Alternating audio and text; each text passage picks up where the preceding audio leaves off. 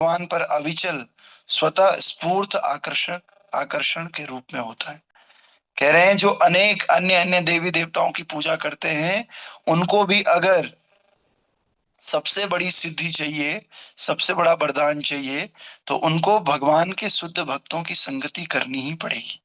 भगवान के शुद्ध भक्तों की संगति के बिना जीवन की अभीष्ट सिद्धि, जीवन की सर्वोच्च सिद्धि नहीं मिल सकती है। चाहे आप अनेकानेक देवताओं की पूजा कर लो या अन्य तरह का यज्ञ कर लो, नहीं मिल सकता है। और जो पूर्ण पुरुषोत्तम भगवान पर अविचल स्वतः स्फूर्त आकर्षण के रूप में प्राप्त होता है। और क्या है सबसे बड़ा वरदान, ये भी तो पता होना चाहिए कि सबसे बड़ा वरदान तो मिल जाता है भक्तों की संगति करने से, लेकिन वो बड़ा वरदान है क्या? वो बड़ा वरदान ये है कि हमें ऑटोमेटिकली भगवान के स्वरूप में आकर्षण उत्पन्न हो जाता है। भगवान के स्वरूप में हमें, और आकर्षण भी कैसा? अविचल आकर्षण। अविचल मतलब एकदम पक्का वाला आकर्षण। ऐसा नहीं एक दो दिन आकर्षण हुआ, फिर दो चार दिन कोई और देख लिया, फिर उस पे आकर्षण हो गया, फिर अगले तीन चार दिन कोई और देख लिया, किसी पे भी आकर्षण हो जा रहा है हमें। तो इसी प्रकार से भगवान के जो रूप है, स्वरूप है, उनमें अविचल रूप से उसका आकर्षण प्राप्त हो जाता है। ये सबसे बड़ा वरदान साबित होता है। क्या करने से? शुद्ध भक्तों की संगति करने से। तो आइए, तात्पर्य भाई अर्चनीय वंदनीय प्रातः स्मरणीय जगत गुरु शिल प्रभुपाद जी द्वारा शिल प्रभुपाद की जय। इसका एक स्ट्रेंजा कल हमने पढ़ लिया था, दूसरा स्ट्रेंजा भी पढ़ रहे हैं। वास्तव में ये मनुष्य जीवन, जीवन की इन समस्याओं का हल ढूंढने के लिए प्राप्त हुआ है, किंतु विभिन्न देवताओं को प्रसन्न करके पूजा की विविध विधियों से या ईश्वर अथवा देवताओं की सहायता लिए बिना ज्ञान के तथाकथित वैज्ञानिक विकास से मनुष्य इन समस्याओं को हल नहीं कर सकता। ईश्वर या देवता की चिंता नहीं करने वाले निपट भौतिकवादियों के अतिरिक्त सारे वेद विभिन्न देवताओं की पूजा करने की संस्तुति करते हैं। अतएव ये देवता न तो मिथ्या है और न ही काल्पनिक है।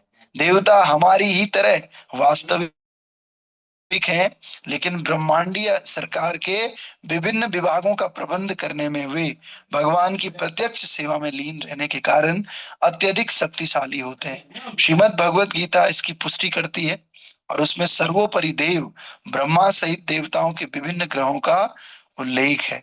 निपट भौतिकवादी लोग ईश्वर या देवताओं के अस्तित्व पर विश्वास नहीं करते। नहीं वे ये विश्वास करते हैं कि नाना प्रकार के ग्रहों में विभिन्न देवताओं को आधिपत्य है।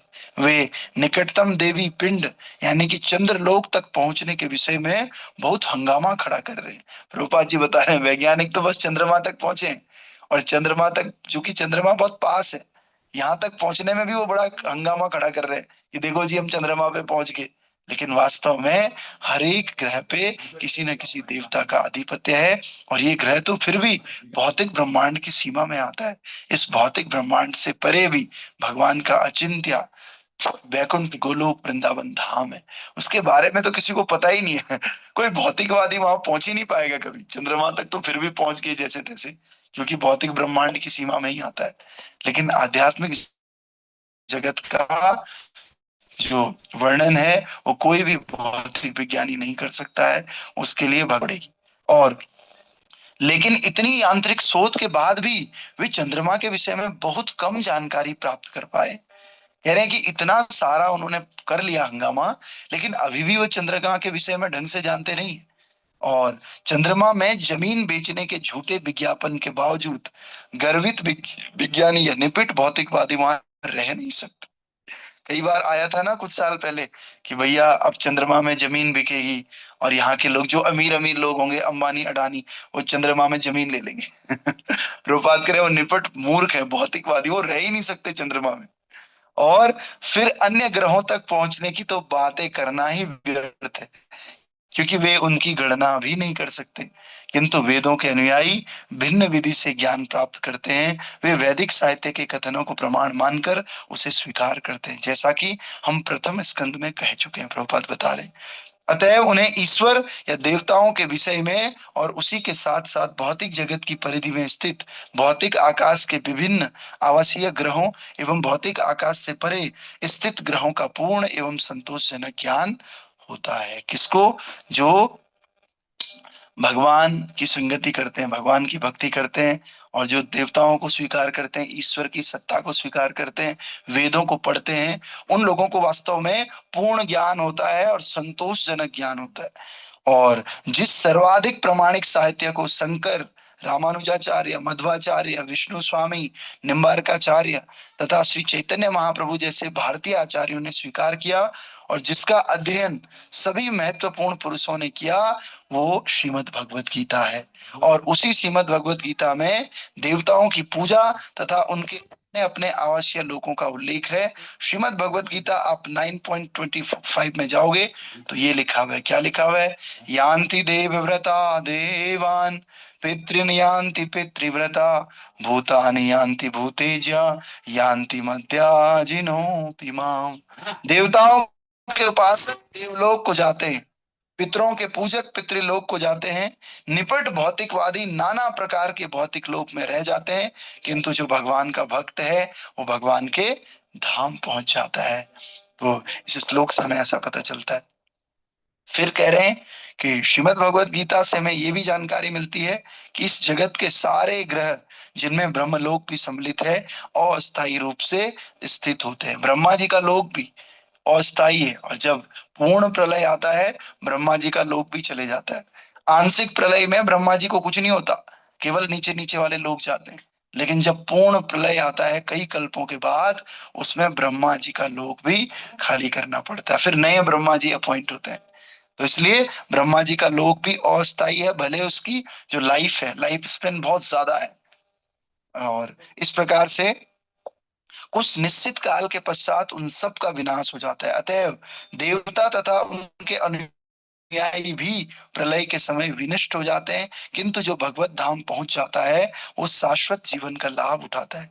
यही वैदिक साहित्य का निर्णय है। देवताओं के उपासकों को नास्तिकों की तुलना में एक लाभ ये है कि वे वैदिक निर्णय से आश्वस्त रहते हैं, और वेदों से वे भगवान के भक्तों की संगति में रहकर परमेश्वर की पूजा के लाभ की जानकारी प्राप्त कर सकते हैं। तो कह रहे हैं फिर ठीक है, ये भी टेम्पररी है, देवताओं के पूजक देवता भी टेम्पररी है, तो फिर क्या फायदा है? हम लोग कहते हैं ना देवताओं की पूजा करने वाले फिर भी ठीक है। क्यों ठीक ठीक है? कहीं ना कहीं वे वैदिक स्क्रिप्चर्स के टच में, और जब हम टच में रहते हैं तो कभी ना कभी हमारा स्तर बढ़ता है। स्तर बढ़ता है तो हमें पता चलता है अच्छा, भगवान की भक्ति करनी है, भगवान की भक्ति सबसे श्रेष्ठ है।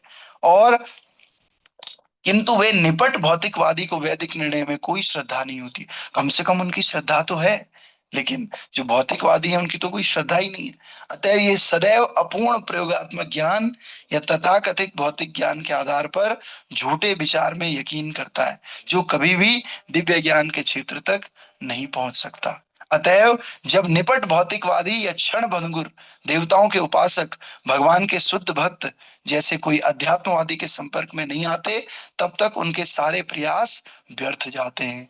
मतलब कोई भी चीज उन्हें अस्थायी रूप से नहीं मिलती, उन्हें देवताओं का लोक मिलता है जो कि अस्थायी है। केवल देवी पुरुषों या भगवान के भक्तों के अनुग्रह से ही मनुष्य शुद्ध भक्ति प्राप्त कर सकता है, और वही मानव जीवन की सर्वोच्च सिद्धि है। केवल भगवान का शुद्ध भक्त ही उसे उन्नतिशील जीवन का सही मार्ग दिखा सकता है। अन्यथा ईश्वर या देवताओं के विषय में कोई जानकारी न होना तथा क्षणिक भोग की खोज में देवताओं की पूजा में संलग्न जीवन, ये दोनों ही भौतिकवादी जीवन की शैलियां मृग मरीचिका के विभिन्न पहलू हैं। और इनकी सुंदर व्याख्या श्रीमद् भगवत गीता में हुई है, लेकिन इस श्रीमद् भगवत गीता को शुद्ध भक्तों की संगति में ही समझा जा सकता है, निर्विशेषवादियों, राजनीतिज्ञों या शुष्क ज्ञानियों की विवेचनाओं से नहीं। ग्रंथराज श्रीमद् भागवत महापुराण की जय। तो कह रहे हैं कि आप जो है कुछ भी कर लो, लेकिन जब तक आप भगवान के शुद्ध भक्तों की संगति नहीं करते हो, तब तक आप कितने बड़े बड़े देवी देवताओं के पूजक बन जाओ, आप नागों के पूजक बन जाओ, किन्नरों के, यक्षों के, कुछ भी कर लो, या भौतिकवादी बन जाओ आप, तब तक आप भगवान की प्राप्ति नहीं कर सकते। और कहा भी है कि संतों की संगति से हमारा भाग्य खुलता है। भाग्योदयेन बहुजन्म समर्जितेन, कई जन्मों के पुण्य जब इकट्ठे होते हैं तब जाकर के हमारा भाग्योदय होता है। ठीक है, तो इस प्रकार से आज जगन्नाथ जी का स्नान यात्रा है, जगन्नाथ जी का प्राकट्य उत्सव है, बहुत ही महत्वपूर्ण दिवस है। उड़ीसा में इसको देव स्नान पूर्णिमा भी कहते हैं। और इसको यात्रा क्यों कहते हैं? जैसे जन्म अभिषेक होता है ना, तो अभिषेक को तो हम यात्रा नहीं बोलते, इसको यात्रा क्यों बोलते हैं? इसको इसलिए यात्रा बोलते हैं क्योंकि जगन्नाथ जी को उनके मंदिर से और स्नान वेदी तक लेकर लेकर आया जाता है। तो लेकर आने के लिए तो यात्रा ही बोलेंगे, तो इसलिए इसको यात्रा बोलते हैं। तो ये फर्स्ट फेस्टिवल है जो चैतन्य महाप्रभु ने जब उड़ीसा में थे, पुरी में, तो चैतन्य महाप्रभु ने जब पहली बार दक्षिण भारत की यात्रा से आए, तो उन्होंने देखा कि स्नान पूर्णिमा हो रही है, तो चैतन्य महाप्रभु बहुत खुश हो गए। और चैतन्य चरितामृत में इसका वर्णन आता है, स्नान पूर्णिमा देखी प्रभु, पाइलो बड़ो सुख, ईश्वरे अनवसरे पाइलो बड़ो दुख, ईश्वर अनवसरे पाइलो बड़ो दुख, गोपी भाव विरह लालनाथ गेला प्रभु सबाई छड़िया, अलालनाथ गैला प्रभु सबाई छड़िया। तो चैतन्य महाप्रभु को बड़ी खुशी हो रही है, चैतन्य महाप्रभु के बारे में कह रहे हैं कि स्नान यात्रा देखी प्रभु, पाइलो बड़ो सुख, बड़ा सुख चैतन्य महाप्रभु को मिल रहा है भगवान जगन्नाथ जी की स्नान यात्रा को देख करके। और साथ ही साथ ईश्वरे अनावसरे पाइलो बड़ो दुख, और जैसे ही उनको पता चला कि अब 15 दिन के लिए जो भगवान जगन्नाथ है वो अनावसर काल में चले जाएंगे, किसी को दर्शन नहीं देंगे, तो ये बात सुन करके विरह में चैतन्य महाप्रभु को बड़ा दुख होने लग गया। फिर कह रहे हैं गोपी भाव में विरह में रह करके भगवान की उपासना सारे भक्त लोग करते हैं, और अलाल नाथ गैला प्रभु सभा ही छोड़िया, और जो भगवान है वो एकदम अकेले चले गए, और अकेले जाकर के हम सबको उन्होंने 15 दिन के लिए छोड़ दिया है। चैतन्य महाप्रभु को बड़ा दुख हो रहा है इस बात का। ये सुंदर प्रेयर हमने चैतन्य चरितामृत से गाई। तो इस प्रकार चैतन्य महाप्रभु पुरी में थे। इस संसार में आप देखिए पूरा भारत है, पूरा विश्व है, मंदिरों से भरा पड़ा हुआ है, देवी देवताओं से, लेकिन चैतन्य महाप्रभु ने एक ही स्थान को चुना रहने के लिए, और वो स्थान क्या है? जगन्नाथपुरी। तो भक्तों यकीन मानिए, इस कलयुग में अगर भगवान, वैसे तो भगवान हर जगह रहते हैं, हरि व्यापक सर्वत्र समाना, भगवान हर जगह हर कण कण में भगवान एक जैसे ही रहते हैं, लेकिन फिर भी प्राकट्य रूप में अगर इस पृथ्वी पर कहीं भगवान है कलयुग में, तो वो केवल और केवल श्री जगन्नाथपुरी में। जगन्नाथपुरी में साक्षात भगवान विराजमान करते हैं, रहते हैं अभी भी, और उन भगवान का आज प्राकट्य है। इसीलिए चैतन्य महाप्रभु ने जगन्नाथपुरी को अपना रहने के लिए चुना और वहां पर वास किया। 26 ईयर्स, 26 सालों तक चैतन्य महाप्रभु वहां पर रहते हैं। और आप सबको पता है ये जो पुराने भक्त हैं कि कैसे जो हमारे जगन्नाथ बलदेव सुभद्रा, ये किस प्रकार से जगन्नाथपुरी में इनका प्राकट्य होता है। वैसे जो अभी मंदिर है जिसको श्री मंदिर बोलते हैं, ये मंदिर द्वारिका का स्वरूप है, तो इसलिए इसको श्री मंदिर बोलते हैं और नीलाचल बोलते हैं। और जो एक दूसरा मंदिर है गुंडीचा मंदिर, वो गुंडीचा मंदिर को सुंदरांचल बोलते हैं। द्वारिका भी मिलेगी जगन्नाथपुरी में, आपको वृंदावन भी मिलेगा। तो इसीलिए जगन्नाथपुरी बहुत दिव्य जगह है। तो भगवान तो हमेशा वहां रहते हैं श्री मंदिर में। श्री मंदिर वास्तव में लक्ष्मी जी का मंदिर है, द्वारिका का स्वरूप है, ऐश्वर्यमयी पूजा भगवान की वहां पर होती है। बड़े बड़े भूल भुलैया कमरे, आप जगन्नाथ मंदिर में जाइए, मंदिर आपको ऐसे लगेगा जैसे किसी बड़े से राजा का महल होगा। चार चार गेट है, नॉर्थ गेट, साउथ गेट, ये द्वार वो द्वार, और अंदर भी आपको भटकने के बड़े चांसेस है। तो एकदम बड़े राजा की तरह भगवान वहां पर रहते हैं ऐश्वर्य भाव में श्री मंदिर में। और फिर इधर आप गुंडीचा में आएंगे तो गुंडीचा वृंदावन का स्वरूप है, और वास्तव में भगवान जगन्नाथ जी का प्राकट्य श्री मंदिर में नहीं हुआ है, भगवान का प्राकट्य गुंडीचा मंदिर में हुआ। और कैसे हुआ? आप सब लोग जानते हैं कि राजा इंद्रद्युम्न थे, उज्जैन के राजा, अवंतीपुरी के राजा इंद्रद्युम्न। और इनको जब पता चला कि नीलाचल क्षेत्र में, नीलाद्री क्षेत्र में नील माधव भगवान के सुंदर विग्रह, सुंदर रूप है, इनकी पूजा होती है। तो ये अपने सेनापति विद्यापति को भेजते हैं कि जाओ, मैं भी नील माधव का दर्शन करना चाहता हूँ। विद्यापति वहां पहुंचते हैं, पहुंच करके विद्यापति जो है नील माधव का दर्शन का, बहुत लंबी कहानी है, लंबी कथा है, अभी हो नहीं पाएगी। मैं 15-20 मिनट में आपको शॉर्ट फॉर्म में फटाफट स्टेप बाय स्टेप करके चल रहा हूँ। तो विद्यापति वापस आते हैं गले में माला लेकर के, प्रूफ के लिए कि देखो मैंने नील माधव का दर्शन किया, और ये उनकी जो ऑफर्ड माला है वो माला मैंने पहनी हुई है, चलिए आप सब लोग मिल करके चलते हैं। तो फिर अवंतीपुरी के राजा इंद्रद्युम्न और उनकी पत्नी गुंडीचा, ये मिलकर के सैनिक, हाथी, रथ, घोड़ा लेकर के जाते हैं किस तरफ? नील माधव, उड़ीसा की तरफ चलते हैं। तो वहां जाकर के देखते हैं तो नील माधव डिसअपियर हो गए। नील माधव ने अपने आप को गायब कर दिया है। तो बड़ा दुख इनको होता है, और इस दुख में ये तपस्या करते हैं और भगवान को किसी तरह बुलाते हैं। तो फिर भगवान इनको स्वप्न देते हैं, क्योंकि राजा इंद्रद्युम्न छोटे मोटे भक्त नहीं है, भगवान के बहुत बड़े भक्त हैं।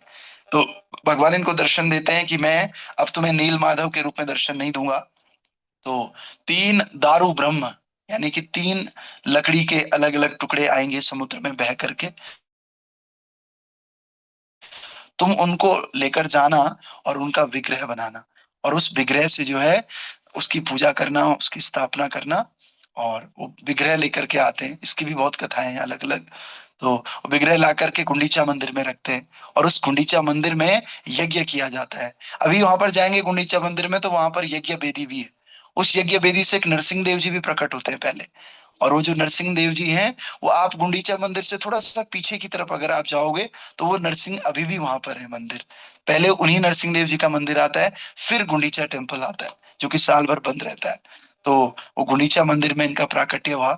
और फिर विश्वकर्मा जी एक पंडित के रूप में आते हैं कि भाई अब कौन कौन इन विग्रह से इन जो दारू ब्रह्म आया है, लकड़ी के टुकड़े आए हैं तीन, कौन इससे अब विग्रह बनाएगा? जो भी उनपे हथौड़े छेनी लगाने का प्रयास करता था, सब टूट टूट जाता था, किसी से बनता ही नहीं था। तो फिर विश्वकर्मा जी खुद एक पंडित के रूप में आते हैं और इनसे 21 दिन का टाइम मांगते हैं, भैया 21 दिन तक मेरे को कोई छेड़ेगा, बस मैं काम करता रहूंगा और 21 दिन के बाद काम पूरा मिलेगा। लेकिन 14 दिन कंप्लीट होते हैं, 15वें दिन ही जो है वो राजा किसी तरह उनको गेट को खोल देते हैं, क्योंकि वहां से आवाज आने बंद हो जाती है। तो उन्हें लगता है यार बूढ़े ब्राह्मण थे, कहीं खत्म हो गए हो, मर गए हो। तो फिर वो दरवाजा खोलते हैं तो देखते हैं कि जो विग्रह हैं वो तीनों कंप्लीट तो है ही नहीं, हाथ भी नहीं है, पैर भी नहीं है। और लेकिन फिर आकाशवाणी होती है, वो ब्राह्मण वहां से गायब थे और बोलते हैं भैया कलयुग में मैं इसी रूप में दर्शन दूंगा, ये कंप्लीट विग्रह है, आप इन्हीं की स्थापना करो। फिर इनकी स्थापना वहां से ले जा करके श्री मंदिर में की जाती है जगन्नाथपुरी में, और उसी दिन इनको स्नान कराया जाता है। तो तब से ये स्नान पूर्णिमा जो है स्टार्ट हुई इंद्रद्युम्न महाराज के टाइम से। और कई लोग ये बोलते हैं अलग अलग कॉज है, क्योंकि भगवान है, हरि है, हरि अनंत, हरि कथा अनंत, हरि की कथाएं भी बहुत अनंत है। आप पुरी में जाएंगे तो कोई कुछ बोलेगा, कोई कुछ बोलेगा, और ऐसा नहीं सब गलत बोल रहे हैं, सब सही बोल रहे हैं।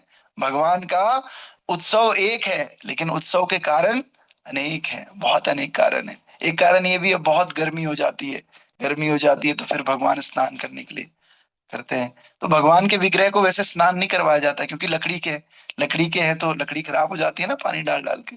तो इसलिए भगवान के विग्रह को वैसे और तरीके से उसको बोलते हैं, क्या बोलेंगे उसको, स्यूडो, मतलब फॉल्स स्नान करवाया जाता है। फॉल्स मतलब शीशा रख दिया और शीशे के ऊपर ऐसे स्नान कराया जाता है। और स्नान पूर्णिमा के दिन ही भगवान को जो है स्नान कराया जाता है। ऐसे ऐसे 22 फेस्टिवल्स होते हैं, चंदन यात्रा, जो भी उत्सव उत्सव होता है ना, उसमें भगवान के उत्सव विग्रह मदन मोहन जी को लेकर आया जाता है। जैसे अभी बोट फेस्टिवल हुआ, बोट फेस्टिवल में भी भगवान जगन्नाथ जी नहीं जाते, उनका उत्सव विग्रह जाता है मदन मोहन। लेकिन स्नान यात्रा और ये रथ यात्रा, दो ऐसे उत्सव हैं जिसमें भगवान के उत्सव विग्रह नहीं जाते। भगवान स्वयं अपनी बेदी से उठ करके रथ यात्रा में भी जाते हैं और स्नान यात्रा में भी जाते हैं। तो भगवान ने फिर वहां से इनको लेकर के आया जाता है। इसको बोलते हैं पहांडी विजय। पहांडी विजय मतलब भगवान को उनकी वेदी से उठा करके स्नान मंडप तक लाया जाता है। तो हम अभी गए थे, हमने देखा स्नान मंडप बहुत ऊंचा है, और वहां से सब लोग देख सकते हैं, इतना ऊंचा है स्नान मंडप तीनों के लिए, जगन्नाथ, बलदेव, सुभद्रा और सुदर्शन के लिए। ऐसा सोचो, ऐसा कौन करता है? हम लोग नहाने जाते हैं, बाथरूम में घुसते हैं, दरवाजा बंद करते हैं, अकेले में नहाते, लेकिन भगवान सबके सामने नहाते हैं, और वो भी ऊंचा जा करके, जितने ज्यादा लोग देखे उतना अच्छा है। तो इसके भी कई कारण बताए जाते हैं। तो इसलिए ये भी बताया जाता है क्योंकि वहां से भगवान बोर हो जाते हैं कि कहाँ एक गांव वाला आदमी जो दूध दही खाता है, पूरे जंगल उसके हैं, बगीचे उसके हैं, बढ़िया बढ़िया चीजें टहलता है, और कहाँ वो फ्लैट में शिफ्ट हो गया, बड़ी बड़ी बिल्डिंगों में एसी के नीचे। अच्छा नहीं लगता है गांव वाले को, है ना। तो भगवान श्री कृष्ण का ऐसा भाव नहीं है। प्रेममय भाव तो उनका वृंदावन में है, लेकिन यहाँ ऐश्वर्य भाव भाव ठाकुर जी को उतना अच्छा नहीं लगता, तो इसलिए भगवान वहां से निकलना चाहते हैं। तो इसलिए स्नान यात्रा होती है। और स्नान यात्रा से पहले, यानी कि आज पूर्णिमा है और कल रही होगी चतुर्दशी और परसों रही होगी त्रयोदशी, तो दशी से ही इनका फेस्टिवल शुरू हो जाता है।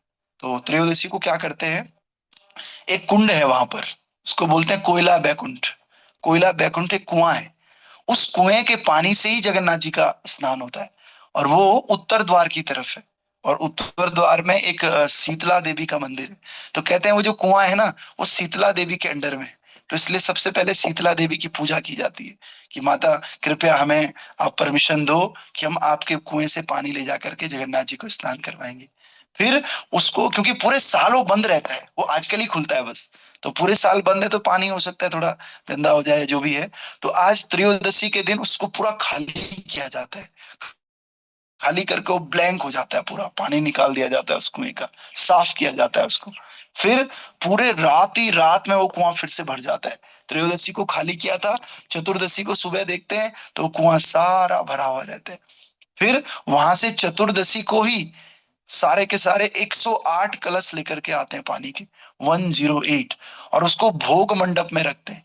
और भोग मंडप में रख के उन कलश की भी पूजा होती है चतुर्दशी के दिन, समझ रहे हैं, यानी कि कल। और उसको बोलते हैं अधिवास फेस्टिवल, अधिवास सेरिमनी। अधिवास क्या होता है, जैसे हमने कहीं जाना है, हमारी शादी है, तो शादी से एक दिन पहले क्या होता है, चल भाई देख लो कोट फिट आ रहा है कि नहीं आ रहा, ये कपड़े ठीक आ रहे नहीं आ रहे, एक बार देख लो पहन के। तो जगन्नाथ जी को वो सारी चीजें दिखाई जाती है, देखो कि आपके फेस्टिवल में कल हम ये यूज करेंगे, ये कपड़े आपको पहनाएंगे, ये करेंगे, बोलते हैं अधिवास सेरिमनी। अधिवास तो वो एक दिन पहले होता है। फिर अगले दिन क्या होता है, अगले दिन फिर पूजा अर्चना और ढोल नगाड़ों के साथ, करताल मंजीरे के साथ भगवान को वेदी से उठाया जाता है। और वेदी से उठाते हुए भगवान को बड़ा सा मुकुट पहनाया जाता है। तो आपने देखा होगा वीडियोज में, वो मुकुट ऐसे ऐसे हिलता रहता है, जगन्नाथ जी हिलते रहते हैं, और हिलते हिलते जगन्नाथ जी को बेदी तक ले आ जाता है। इसको बोलते हैं पांडी विजय। तो पांडी विजय महोत्सव होता है, और जगन्नाथ जी को बेदी पे बिठाया जाता है, और बेदी को इतना सजाया जाता है, केले आम इनके पत्तों से, बढ़िया बढ़िया फ्लावर्स और बहुत सारे कलर्स, इनको सजाया जाता है बेदी को। और बेदी जब सज गई, उसमें जगन्नाथ जी विराज हो गए, फिर इन कलशों से उनका अभिषेक किया जाता है पानी से। और जो ये कलश है ये फिक्स है, 35 कलश जगन्नाथ जी के लिए, 33 कलश बलदेव के लिए, और 22 कलश सुभद्रा माता के लिए, और 18 कलश ये सुदर्शन जी के लिए। जरा गिन के देखो, 35, 33, 18 और 22, 108, टोटल 108 कलश से यहाँ पर स्नान किया जाता है। और स्नान करने के बाद ठंडे ठंडे पानी से ठाकुर जी जो है, तुरंत इनको जो है गज वेश पहनाया जाता है। गज वेश क्या होता है, हाथी की तरह वेश, जैसे गणेश जी है ना, गणेश जी का सूंड होता है। तो इसके पीछे भी बहुत एक कथा है। वैसे आप पुरी में जाएंगे तो आपको अलग अलग कथाएं बताएंगे। एक कथा, एक भगवान के भक्त थे गणपति भट्ट। तो गणपति भट्ट गणेश जी को मानते थे, और ये मानते थे कि जिस प्रकार से गणेश जी सारे संकटों को हरते हैं, विघ्नों को हरते हैं, हमारे जगन्नाथ जी भी सारे संकटों को हरते हैं। तो इसलिए मैं एक बार इनको गणेश जी के रूप में देखना चाहता हूँ। बहुत तपस्या करते हैं, बहुत भजन कीर्तन करते हैं गणपति जी, लेकिन एक दे देते हैं गणेश के रूप में। जैसे स्नान किया, स्नान के बाद दर्शन करने जाते हैं जब जगन्नाथ जी का, तो देखते हैं जगन्नाथ जी दूसरे ही रूप में, किस रूप में है, हाथी के रूप में, गजवेश में, है ना। और इस गजवेश में है। और इसके बाद तब से प्रथा है कि जब भी ये होगा स्नान यात्रा, उसके तुरंत बाद भगवान को गज वेश पहनाया जाएगा, और लोग उस गज वेश का दर्शन करेंगे। इस गज वेश के बाद तुरंत भगवान अंदर वेदी में जाते हैं, ऑल्टर में, और भगवान बीमार पड़ जाते हैं। बीमार पड़ते हैं और उनको, इस काल को अनवसर काल बोलते हैं। 15 दिन के लिए भगवान किसी को दर्शन नहीं देते हैं, और 15 दिन तक जो पुजारी हैं उनको भी बाय बाय बोलना पड़ता है। पुजारी भी सेवा नहीं कर सकते हैं जो पंडे लोग रहते हैं। फिर किसको देते हैं? ये सवर जाति के लोग होते हैं। कभी शाम को अगर आज हम क्लास करेंगे तो वो भी बोलेंगे हम कि कहाँ से सवर जाति का स्टार्ट हुआ। एक विश्व बसु था जो सवर जाति का लीडर था, जो नील माधव की पहले सेवा किया करते थे। तो जब नील माधव गायब हो गए तो विश्व बासु और सब सवर जाति वाले लोग बोलने लगे कि भैया हमसे तो सेवा छीन ली, बड़ी मुश्किल से तो नील माधव की सेवा मिली थी, और हम तो छोटी जाति के लोग हैं और मंदिरों में भी हमें सेवा नहीं मिलती है, तो हम क्या करेंगे? तो जगन्नाथ जी ने उनको कहा कोई बात नहीं, साल भर तो ये पंडे लोग सेवा करेंगे, लेकिन 15 दिन में तुम्हें ऐसे दूंगा, इन पंडों को सेवा नहीं मिलेगी 15 दिन। 15 दिन तुम सेवा करोगे। और जगन्नाथ जी को काढ़ा पिलाया जाता है। ऐसे जो हर्बल्स होते हैं, मेडिकेटेड काढ़े और मेडिसिन, बहुत चीजें ऐसे खिलाई जाती है 15 दिन तक जगन्नाथ जी को।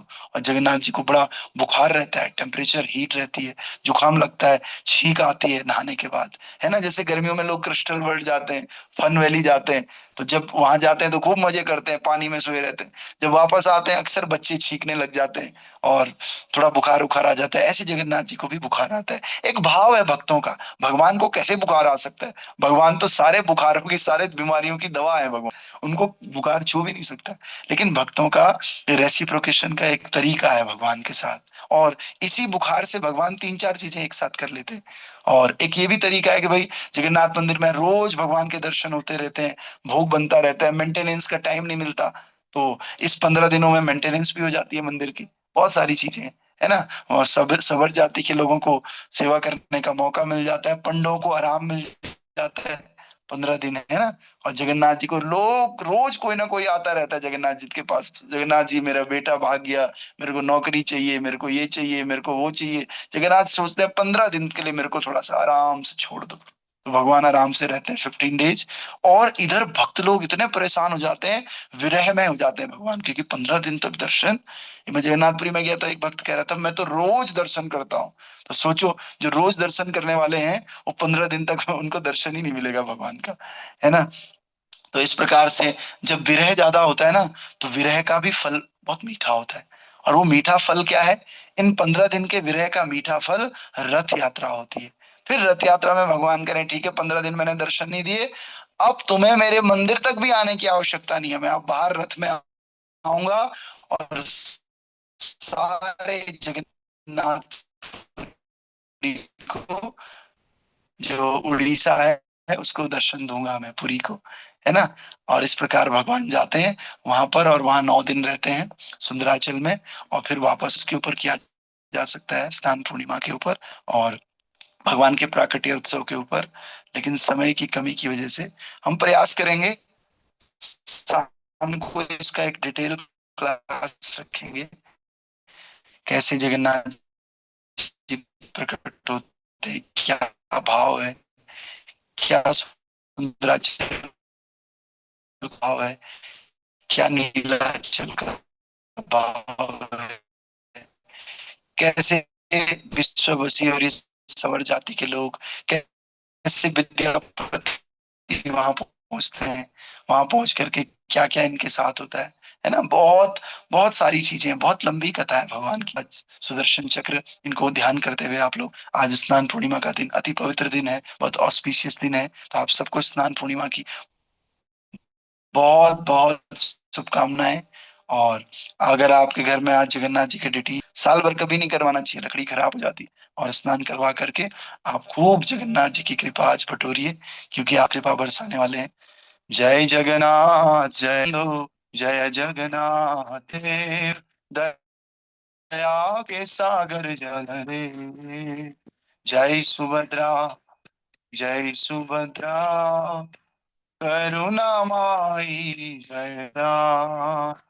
जय सुदर्शन, जय सुदर्शन, भक्तों के रक्षक प्रभु सुदर्शन। जगन्नाथ स्वामी नयन पथगामी, नयन पथगामी भाव तुम्हें। भक्तवत्सल जय जगन्नाथ, दीन बंधु जय जगन्नाथ, दीन बंधु जय जगन्नाथ, भक्तवत्सल जय जगन्नाथ। पुरी निवासी जय जगन्नाथ, वृंदावन वासी जय जगन्नाथ, जय जगन्नाथ, जय जगन्नाथ, दीन बंधु जय जगन्नाथ, जगन्नाथ स्वामी नयन पथगामी, नयन पथगामी भव तुम्हें, जय जगन्नाथ, जय जगन्नाथ, जय बलदेवा जय सुभद्रा, जय जगन्नाथ, जय बलदेव, जय सुभद्रा, जय जगन्नाथ, जय जगन्नाथ, जय बलदेवा जय सुभद्रा। तो आज हम जगन्नाथ जी से प्रेयर कर सकते हैं। जगन्नाथ जी, जैसे हम चलते रहते हैं ना रास्ते में, रास्ते में चलते हुए हमारे रास्ते में जो भी आता है हमारे आंखों में दिखता है, ऐसे ही जगन्नाथ स्वामी नयन पथगामी भव तुम्हें, आप हमारे आंखों के सामने आते रहे और हमें दर्शन दे। ऐसी प्रार्थना आज हमें जगन्नाथ जी से करनी है ना। और भगवान के जो विग्रह हैं इनसे बहुत सीख मिलती है। क्या सीख मिलती है? हमारे जो संसारी मनुष्य हैं, अगर उन किसी का पैर ना हो, किसी के हाथ ना हो, तो वो अपूर्ण कहलाते हैं, वो जो है डिसेबल हम उनको कहते हैं। लेकिन जगन्नाथ जी किसी भी फॉर्म में क्यों ना हो, वो हमेशा सुंदर है, हमेशा अचिंत्य है और हमेशा पूर्ण है। वास्तव में विग्रह की पूर्णता से पूर्णता नहीं आती, पूर्णता हमारे भाव से आती है, भक्तों के भाव से आती है, और भक्तों का भाव हमेशा पूर्ण होना चाहिए, है ना। तो इसीलिए संत कहते हैं, भाव बिना मैं रीझता नहीं, भाव पूर्ण पुकार करती मुझे लाचार। जब भाव के बिना मुझे 56 भोग भी चढ़ा दो वो मुझे स्वीकार नहीं है, लेकिन भाव के साथ एक पत्ता भी दे दो तो मुझे स्वीकार है। तो इसलिए भाव की बड़ी महिमा है, और भावों में बताया गया है कि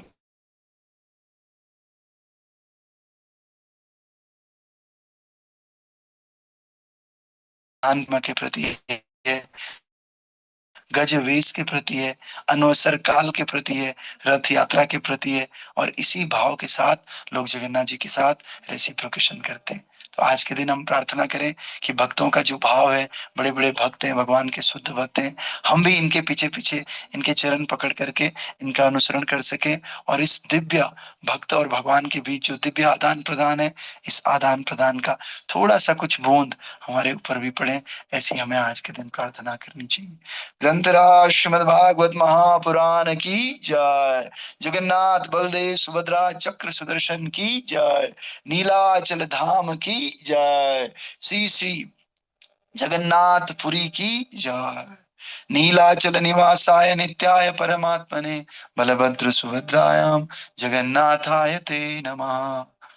अभी मंगल आरती करेंगे और उसके बाद क्लास को एंड करेंगे। Recording stopped. संसार